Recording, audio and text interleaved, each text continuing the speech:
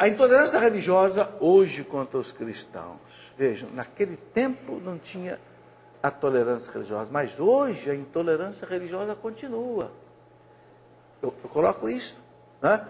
Por exemplo, a revista Isto É, não é a revista católica, né? Nessa reportagem aí, cristãos são mais perseguidos. Revista Isto É, de 14 de outubro de 2011. Agora, aqui, mês passado. O que a revista Isto É trouxe? Vamos, mostra aí. Até hoje, 70 milhões de cristãos foram mortos por causa da sua fé. 70 milhões de cristãos foram mortos até hoje por causa da sua fé. O que é isso? Intransigência religiosa. Desse total, 45 milhões somente no século XX. No século XX foram mortos 45 milhões de cristãos. Como é que o século XX vai levantar o dedo contra a Inquisição? Jamais. Tá? Não tem moral nenhuma. Atualmente, um cristão é assassinado a cada 5 minutos. São 105 cristãos mortos por ano no mundo hoje. Faça a conta. Faça a conta, você vai ver que vai dar 5 cristãos mortos por minuto. E vai falar de Inquisição lá atrás. De cada 10 perseguidos nos países islâmicos, 7 são cristãos. Gente, isso saiu na revista Isto É o mês passado. É só pegar a revista e conferir. Isso chama-se intransigência religiosa. Se hoje, no ano 2011, existe intransigência religiosa, agora vocês imaginem 800 anos atrás, como é que não seria? Entendeu? Para entender o clima do passado, a gente tem que fazer esses contrastes. Bom, desde 1945, 10 milhões de cristãos imigraram por causa das perseguições. Tiveram que mudar de país por causa da perseguição. Desde 1945, 10 milhões. Está aí, fonte. Né? A fonte que a revista Isto É tirou esses dados. A fonte é essa. Conferência, os bons serão martirizados, as perseguições aos cristãos no século XXI e World Christian Trend. Está aí a referência de onde a revista Isto É tirou esses dados. Eu estou apenas transcrevendo. Pode passar. Bom, um décimo ponto é a questão da justiça da Idade Média, que era uma justiça bruta. É preciso entender por que na Idade Média acontecia essas coisas mais pesadas. Primeiro é preciso entender que na Idade Média não havia polícias, não havia identidade, não havia endereço. Ninguém tinha uma carteirinha de identidade, como hoje. Ninguém tinha um SIC, um RG. As casas não tinham número, as ruas não tinham nome. Então, o que acontecia? Quando não tinha polícia, tinha o exército do rei, mas não tinha a polícia, né, militar. Tinha o que seria equivalente hoje ao exército, mas não a polícia civil, a polícia militar. Então, o que acontecia? Você cometia um crime e ele não era pego. Ele sumia, vazava, acabou. Então, na Idade Média, quando se pegava um criminoso, a pena era pesadérrima. Para servir de exemplo. Vou contar um caso simples para vocês. Tem um livro do Jacques Le Goff, sobre a vida de São Luís IX, rei da França, onde o Jacques Le Goff conta a seguinte história, que 3 garotos invadiram uma propriedade de um senhor feudal, né, para, parece que caçar raposa, não sei o quê, e o senhor feudal prendeu os 3 garotos. Sabe qual foi a pena? Forca para os 3.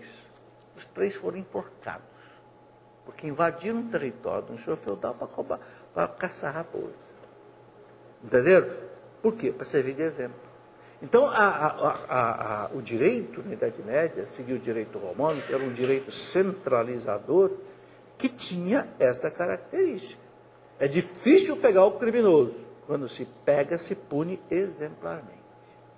Ok? É isso que eu quis colocar aqui. Você quer dizer alguma coisa, Ricardo? Você que estudou um pouco do direito aí da Idade Média? Tudo bem, então vamos em frente aí. Depois, a punição então era exemplar. A pena de morte era algo comum. Tem na cultura da época. E a tortura era extremamente comum. Vamos em frente. O sofrimento era grande. Era outra coisa outro contexto da Idade Média que nós temos que entender. Na Idade Média havia muita peste, porque, claro, gente, não tinha antibiótico, não tinha anti-inflamatório que tem hoje, não tinha cirurgia, não tinha anestesia, né? Quando o sujeito tinha uma flecha que perfurava e quebrava, aquilo era cortado a frio para tirar. Okay? Você sabe que a anestesia só foi descoberta em 1800 e pouco. Então, o sofrimento naquele tempo era muito grande. Vocês sabem que, por exemplo, a peste bubônica que deu em 1348 matou 1/3 da população da Europa. De cada 3 pessoas, uma morreu. A Europa tinha 100 milhões de habitantes, ficou reduzida a mais ou menos 60 e poucos milhões de habitantes, porque 1/3 morreu na peste bubônica. Então era um povo acostumadíssimo com o sofrimento, um povo que não se assustava com pena de morte, porque convivia com a morte, convivia com a fome. Não se tinha uma agricultura como hoje, quando era um tempo de, por exemplo, muito inverno ou muita chuva, se perdia os mantimentos, não se conseguia. Então, tinha aquelas pestes, aquelas fomes tremendas que as pessoas dos campos vinham para as cidades e roubavam e assaltavam e praticavam muitas vezes coisas pesadas. E as doenças? Então, esse também é um clima que a gente não pode esquecer que aconteceu aí nesse passado. Vamos em frente. Daniel Hopes, o grande historiador da igreja francês que ganhou, né? Eu quero citar bem isso, porque eu vou repetir várias passagens dele aqui. Escreveu em 10 volumes a história da igreja.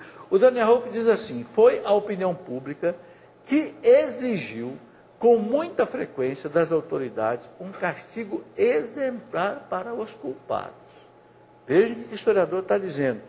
Foi a opinião pública, o povo, que exigiu das autoridades mão pesada contra os culpados.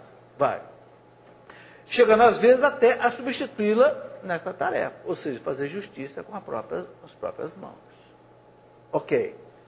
O historiador Belorca é um outro historiador famoso, também protestante, estudou a Inquisição. Belorca diz o seguinte: os príncipes, os reis, os imperadores e o povo em massa procederam à execução dos hereges, que consideravam como o maior perigo. Vejam de novo o que o Belorca, historiador protestante, está dizendo.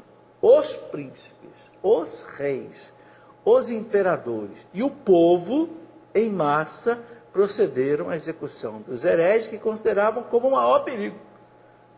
Então não está escrito ali igreja, não está escrito padres e bispos, príncipes, reis e o imperador. Puniam os hereges, muito antes da igreja estabelecer o Tribunal da Santa Inquisição. Vamos lá. No ano 300, bom, então agora aqui eu faço uma retrospectiva de como é que os castigos começaram a ser aplicados aos hereges. No ano 300, a primeira vez que um herege cátaro é colocado no fogo. Ano 300, na época do Império Romano. Olha aqui, o imperador pagão Diocleciano, que foi imperador de 284 a 305, foi o último perseguidor, inclusive, dos cristãos, e foi o pior de todos, né? Mandou para a fogueira hereges maniqueus. Esses hereges maniqueus são hereges cátaros, hereges gnósticos, como os que ressurgiram no século X, no século XI. Ok? No ano 385, ainda na época do Império Romano, a morte do herege espanhol Prisciliano, pelo imperador Máximo, que já era cristão, provocou uma revolta dos bispos da época. Pode passar. A primeira sentença de morte para um caso de heresia pela autoridade civil. Foi o imperador, não pela igreja. A igreja, os bispos da época, como Santo Agostinho, Santo Ambrósio, São Jerônimo, São Martinho de Tours, foram conversar com o imperador, porque o imperador já era cristão, e foram chamar a atenção dele pelo crime do Prisciliano espanhol. Né? Pode passar.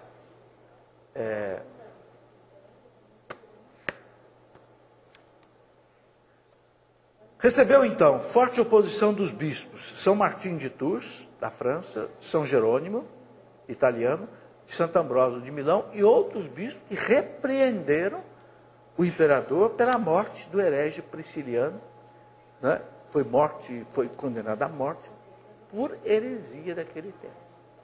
Não foi a mão da igreja. Bom, vamos em frente. Quando é que começa a pena de morte na fogueira? Então agora eu quero que vocês prestem bem atenção nas datas. A Inquisição católica, a Inquisição cristã, foi instituída em 1231 pelo Papa Gregório IX. Guardem isso. Um tribunal oficial que julgava quem era herege e quem não era herege. 1231.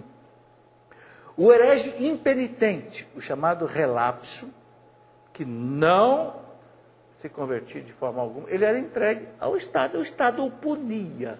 Por quê? Porque, como eu falei para vocês, a heresia era considerada um crime civil.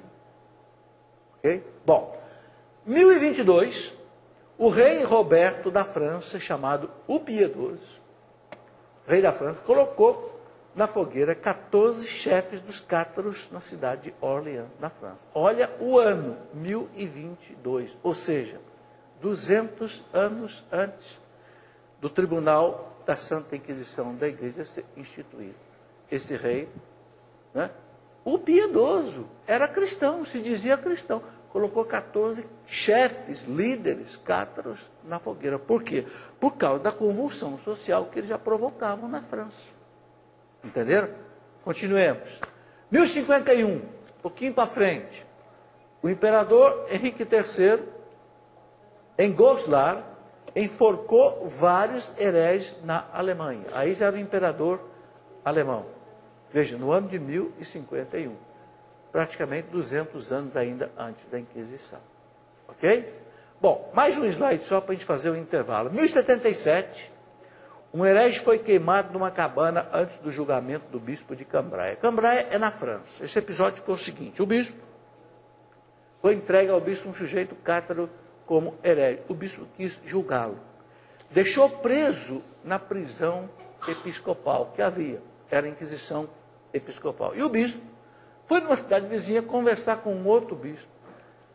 Como é que ele devia tratar esse caso? Quando ele voltou, o povo tinha arrancado o herege da cadeia e tinha colocado fogo dentro de uma choupana, porque considerou que o bicho estava sendo mole demais.